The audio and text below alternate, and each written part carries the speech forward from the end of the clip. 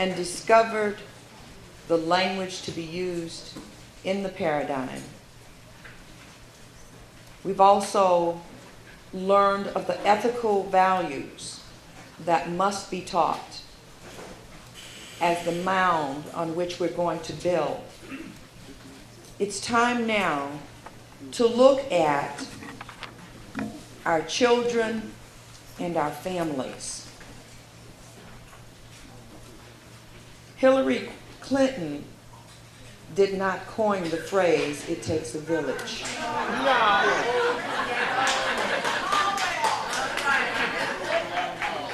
We have known for eons now, and we have always had a village. It wasn't until they defined our families as pathological that we lost the village. So, in order for us to teach our children, we have to understand the village in which we operate and how to get that village back together again. And to do that, today we have with us Dr. Hariette McAdoo.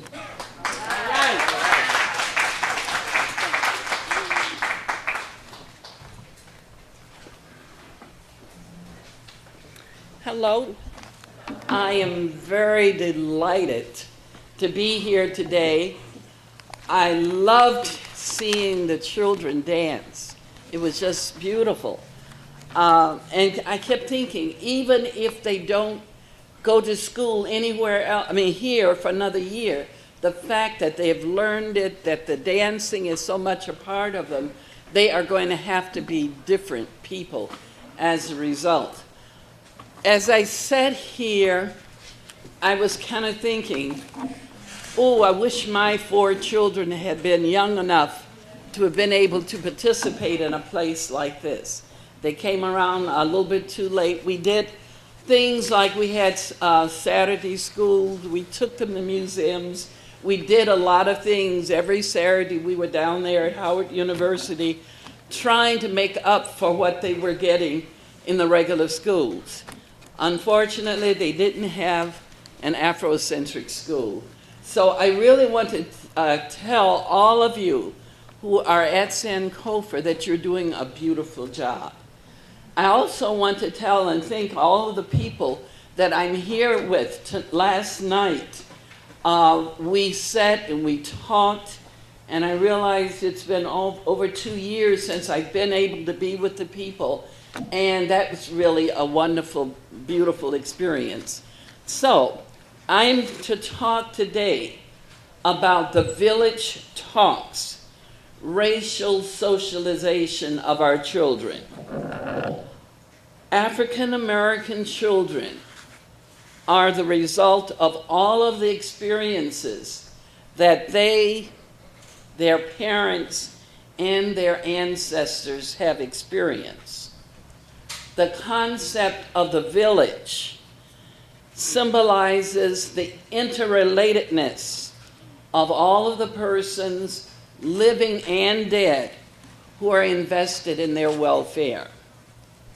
Today I want to cover at least 2 issues, possibly 3. The first is the developmental tests that parents face that are related to racial attitudes or racial socialization. And then the sequence of the development of racial attitudes in young children. And then I hope we'll be able to have an open discussion on what it is that Black parents, what it is that we can do. There is a need to understand the economic situations, the cultural patterns, and the socialization practices of African American families. Some Blacks have benefited from earlier governmental programs and have been upwardly mobile. Many others have fallen deeper into despair. Most of us are just struggling to hold on. The African American patterns of mutual support and coping strategies that were so effective in the past are even more important today.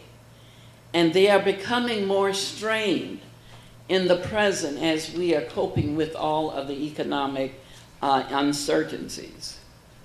The support network has continued to be a very important coping mechanisms for blacks.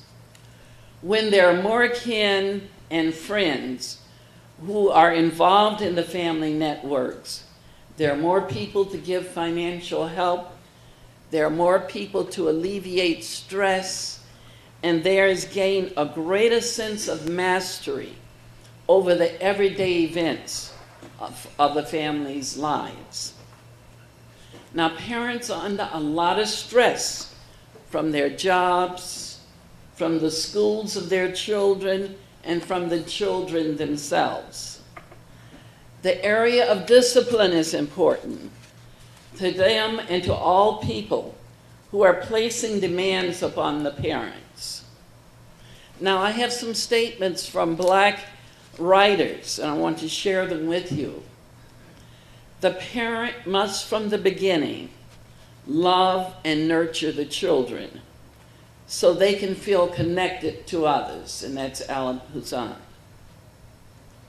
Every child should sense that they are the gleam in their parents' eyes, that they are loved and admired. Children must be respected as a person, and they will learn to respect the elders. Discipline must be done without putting the child down. And the child should be led to not be afraid of falling.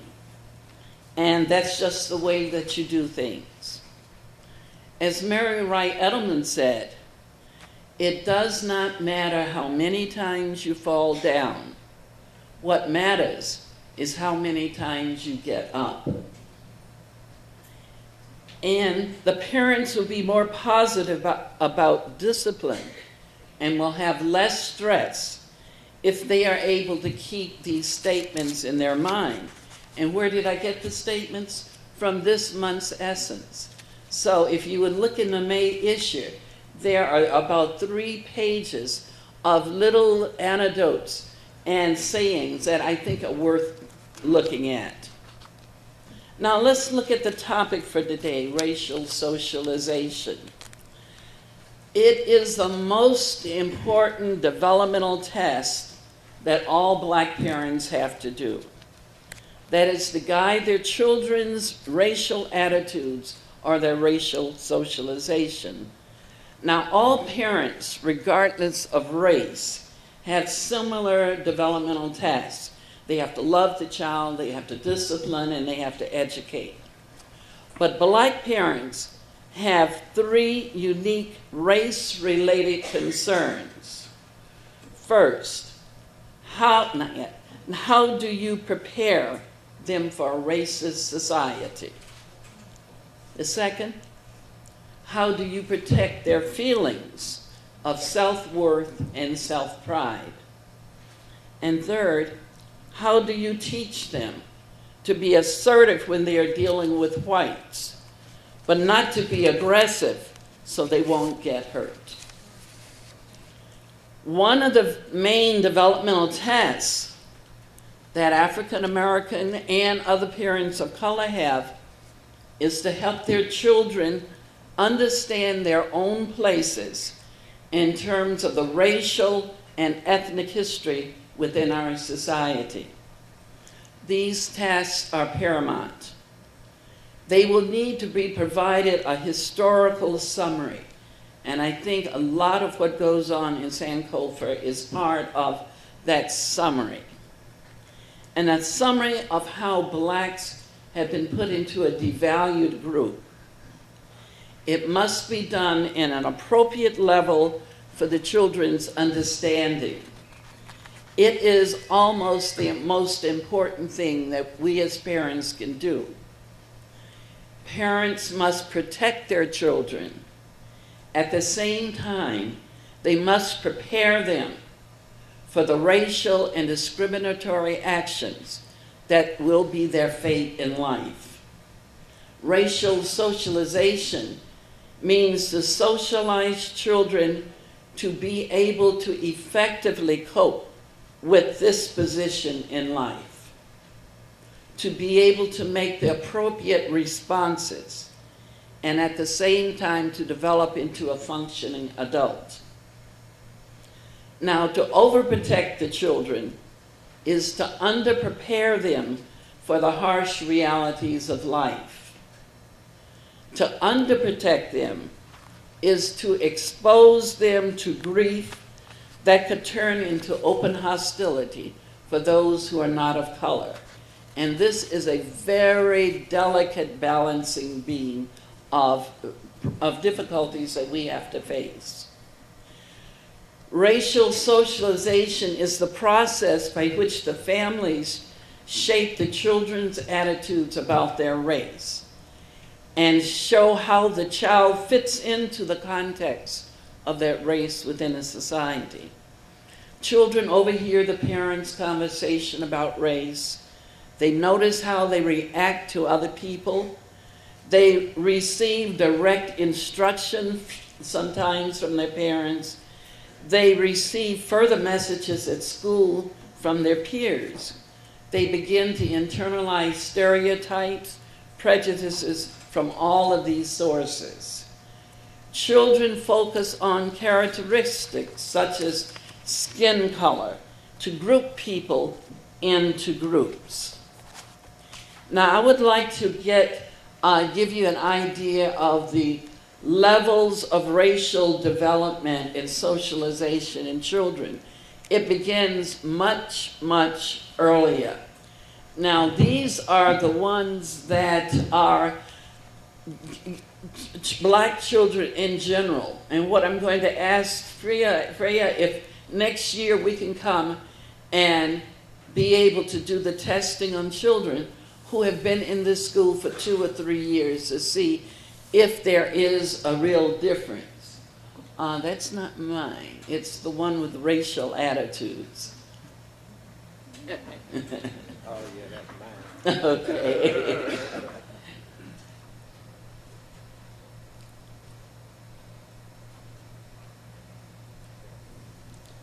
Okay, what happens is, as I said, it's much earlier than, now that's the second one, then there's the first one. Good. It's much earlier than you think. Based upon this, children start at the 2nd to 3rd year of development. They become aware of race attitudes. They become aware of differences in color and gender. They just know that people simply come in different shapes and different sides. They don't have any concept of race as we hold it today.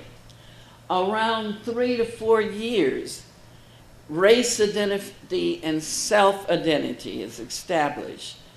Children are able to see that people come in, more than one race. But again, they still don't place a value on it. But the child does know that they belong to one group or another. Now, almost immediately at 4 or 5 years, you have a racial preference. The child begins to form preferences on racial group membership, and values are placed upon the membership. About 5 to 6 years, race preference manifests itself. The child prefers to be white, black or white. This is because society's preference is white over black. It's the one that's reinforced in TV, it's in the books, it's in the schools, it's all over. And if you are testing the children, they will tell you, I'm white. Even if you look at them and you know that they're black, but they'll say, I'm white. And that's when a lot of us used to get upset because we would say, no, this is not right, during the 60s and the 70s. And we tried to do different procedures. My husband's dissertation was the modification of racial attitudes by using positive and negative reinforcement he was able to change the racial preference, but it only moved it up a little bit. It's still, the child has to go through this period. It is only until about the ninth year or the 3rd year where the black identity is intact. Black children say they want to be black. They will say, well, I know it may be easier being white, but I'm black and I'm proud to be black. And real problems do occur sometimes in families in which there is either a white family that has adopted a child, and you do have problems because the child is not able to resolve the conflict. This timing difference is seldom mentioned because whites become positive at about, well, really 6 or 7. And once they reach that, they are set for life. They are reinforced that being white is that. But black children have to develop and go through different developmental tests before they're able to feel good. At first, the children do prefer whiteness over blackness, and it's a subtle form of racial preference in the society coming through. Children who are white remain in that position. Children who are black, who are of color, have the period between 5 and 8, and it's not until 9 that you can really get it firmly. Children bring to school in the early years a chain of experiences, both positive and negative, that will lead to positive outcomes when they're an adult. Parents influence what children bring to school and influence how well these children acquire school-related skills. And one thing that we found that when black children, even those who have a low income, when they attend a good preschool program, 21 years later, the one thing that we're able to find is there is a higher level of achievement, both occupational and educational, in the children, and the girls have a lower rate of teenage pregnancy. And those are the 3 things: education, occupation, and being or not being pregnant are the things that really determine the life experiences of children. But one thing about this is the fact that there is the racial self-hate hypothesis. I wanted to show you the whole time that the children are going through the racial attitudes development, the self-concepts are very much in place. There's a normal distribution throughout childhood. Some are excellent, some are poor, the majority in the normal range.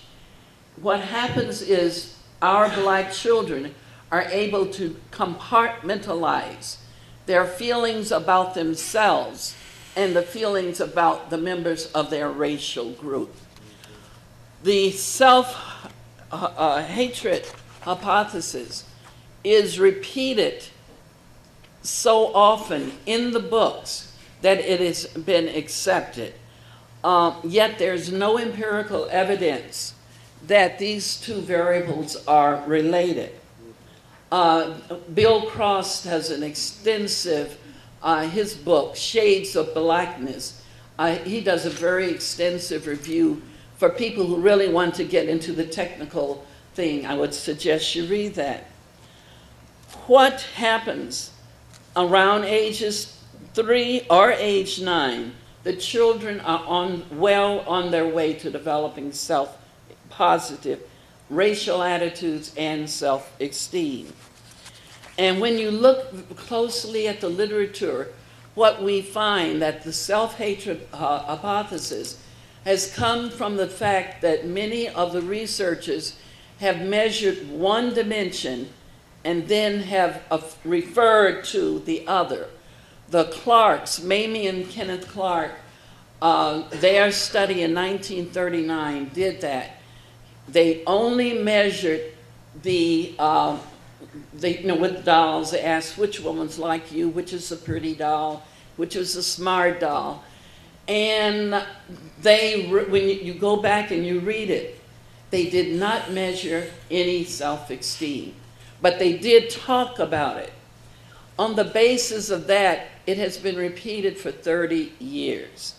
Now, another thing you should know that with Clark's work, it was done in the 1930s in a white preschool in New York City, and it was an upper middle class, predominantly white nursery school.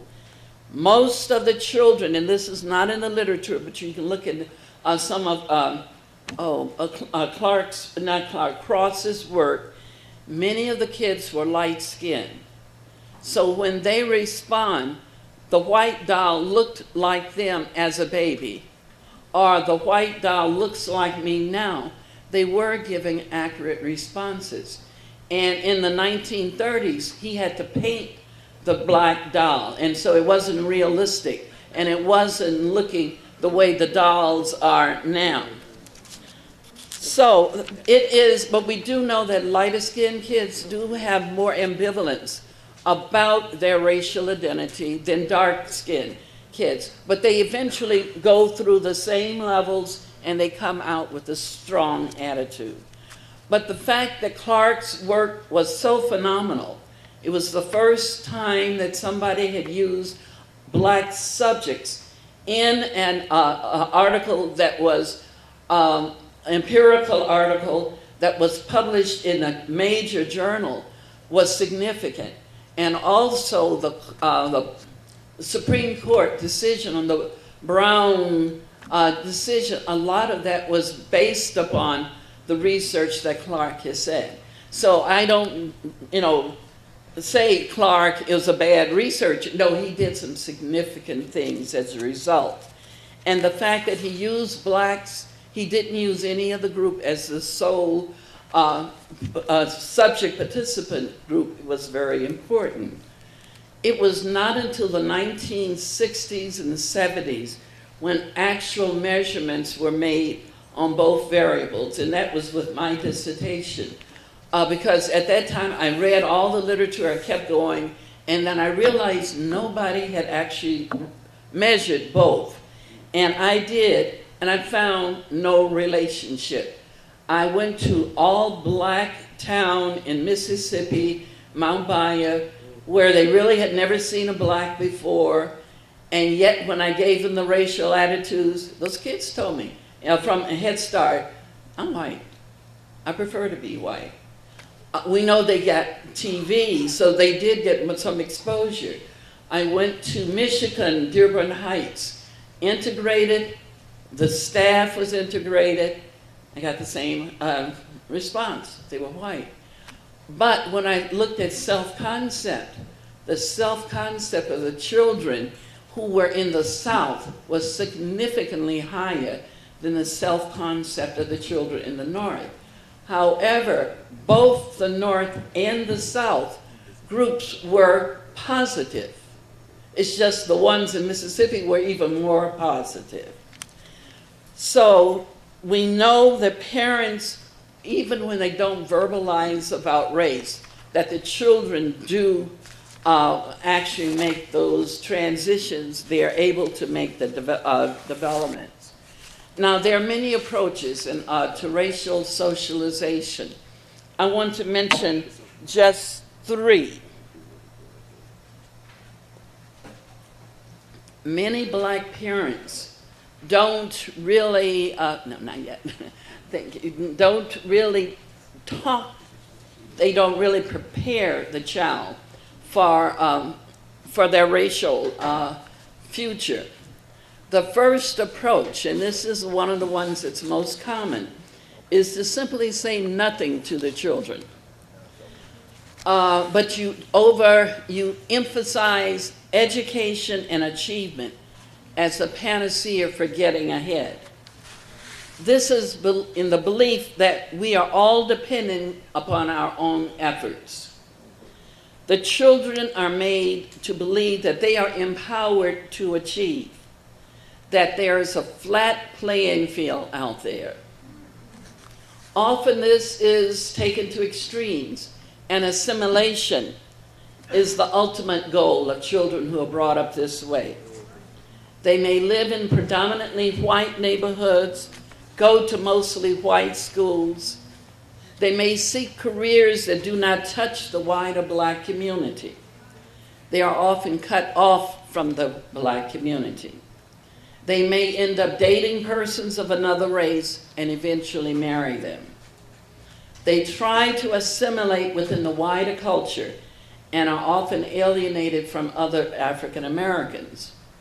Now, the problem with this approach is that children from families such as these are not prepared to cope with the slights and outright discriminatory acts that they will encounter. These children often feel that with a little more effort, or with a little bit higher training, or with better grades, that they will be able to succeed. This is very similar to the information that we were given about 5 years ago that stated that blacks and whites, when they received an MBA from the Ivy League schools, when they went out on their first jobs, they made the same salary. In fact, blacks tended to make a little bit more. And this was said, oh, discrimination is no longer an issue. And because this was it, they said if you have the right training, you go to the good schools, you go and get a job in a big corporation, then things are okay. Now what they didn't do is go back 5 years later. And that's when the old boy network kicks in. That's when whites start moving up and blacks remain static. And blacks feel, oh, if I worked a little bit harder or longer, things will eventually even out. But they don't. They take the burden upon themselves, and the result is higher stress. Now, the second approach, other parents talk about race to an extent, but are careful not to overdo it. This caution may be because of deep feelings that they may have due to injustice of devaluation, or they don't want to make their children bitter. But without the awareness of adults' responses to injustice, it becomes difficult for the children to make appropriate choices and decisions. They are often lost when they do encounter racism. Now, other parents, the third procedure, they do talk about race and white attitudes with their children. The children are freed from the responsibility of proving that they are as good as the others. They are provided an excuse and are given a way out of bad situations. They are able to provide a distance from the negative events and move on about their lives. It allows them to dissipate their anger, and it gives children something to say to themselves and to others. Parents balance talking about the racist events in their lives, events that they expect that the child will encounter, and the child's reactions and their reactions to the events are shared together. One of the most powerful statements is to say, bad events that occur are not due to actions on you, on the children's part. They are the responsibility of the people who have put you in a different light. You're putting it out on the others.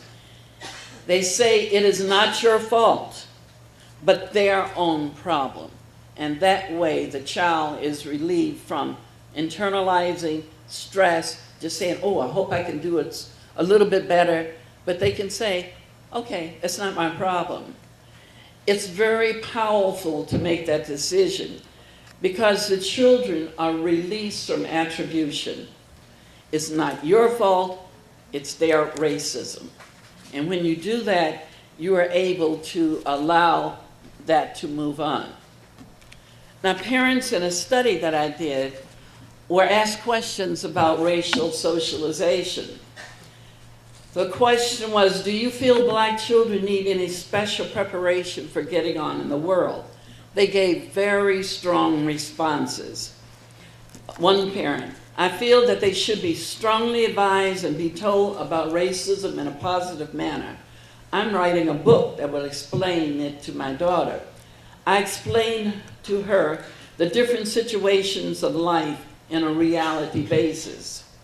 Another, I feel that black culture is very unique. The artifacts are real and they should come out. And I should mention these are children who are attending just regular schools, not Afrocentric. Another parent, I try to give her a lot of love. I try to talk to her a lot. I'm trying to give her a cultural background. Another one says, black parents are more stricter with their children because they have experienced hurt and pain that white parents haven't been subjected to.